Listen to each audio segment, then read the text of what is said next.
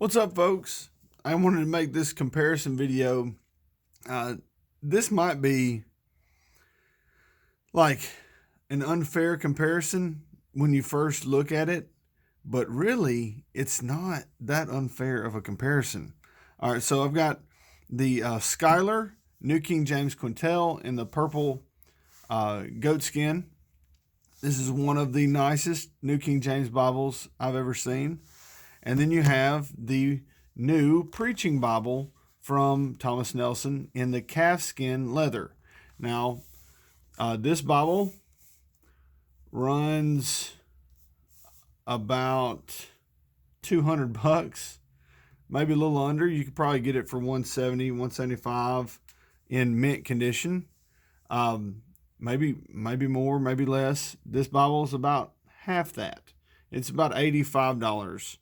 That's right now that they retail for $140, but you can buy them for about $85 on Christian Book. So just kind of the obvious standouts. The cover is going to be way nicer on the Schuyler, but the Thomas Nelson is edge-lined.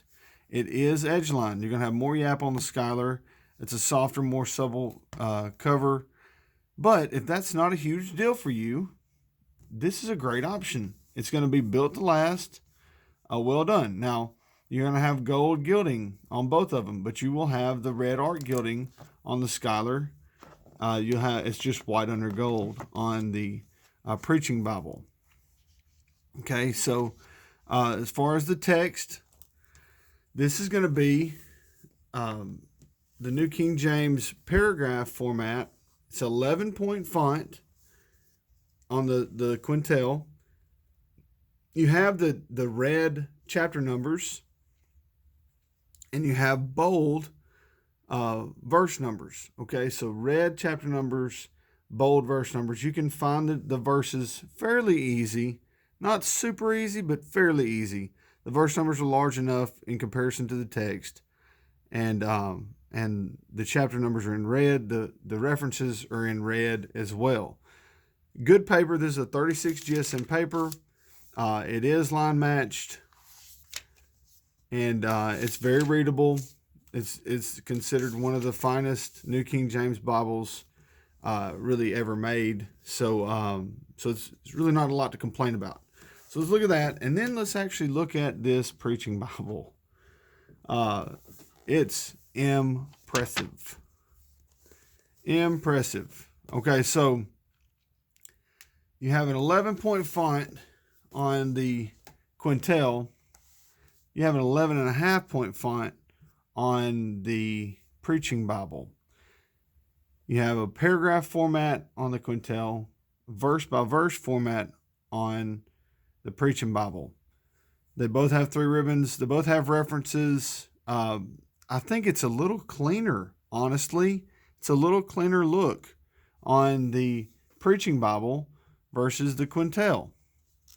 The Quentel it's a tighter line between the columns, and you have a little more room between the columns on the Preaching Bible. Here we go. There's one to compare. Okay, so comparing the two, it's a little more room.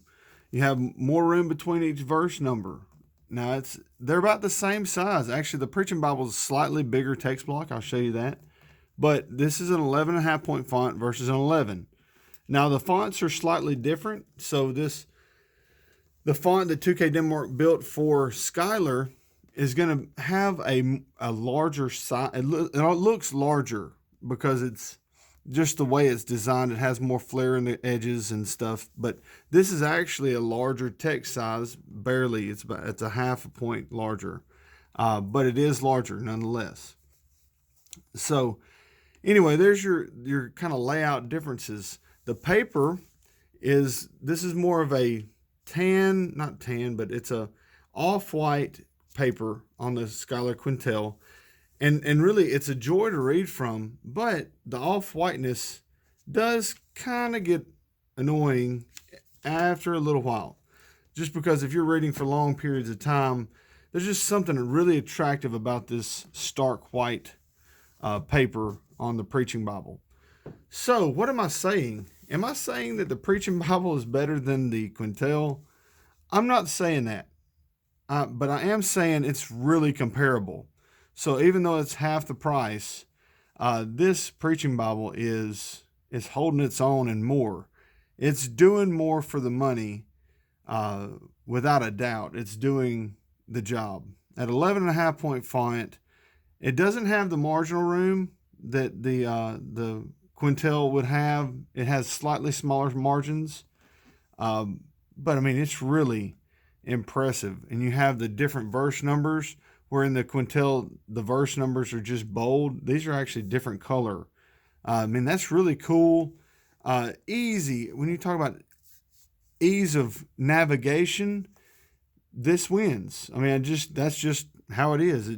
It's easier to navigate a verse by verse, and it also has the verse numbers in different colors. So it's just easier to navigate based on the design.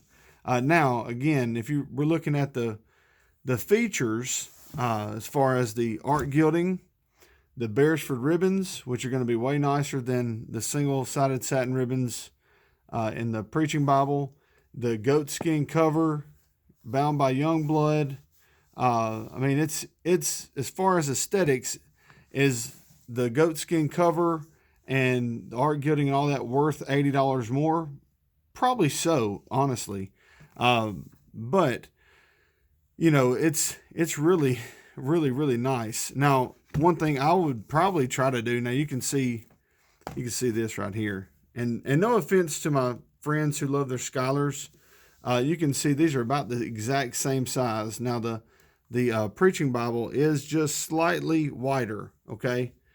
You can see it's a little bit wider, but if you found a New King James Quentel that you wanted to use the cover, this block might actually fit in a Skylar cover, because they're about the same dimensions, same thicknesses and everything. So you could probably actually move a block into a cover like this if you found a New King James, because it'll have the New King James on the spine, exactly what you'd want.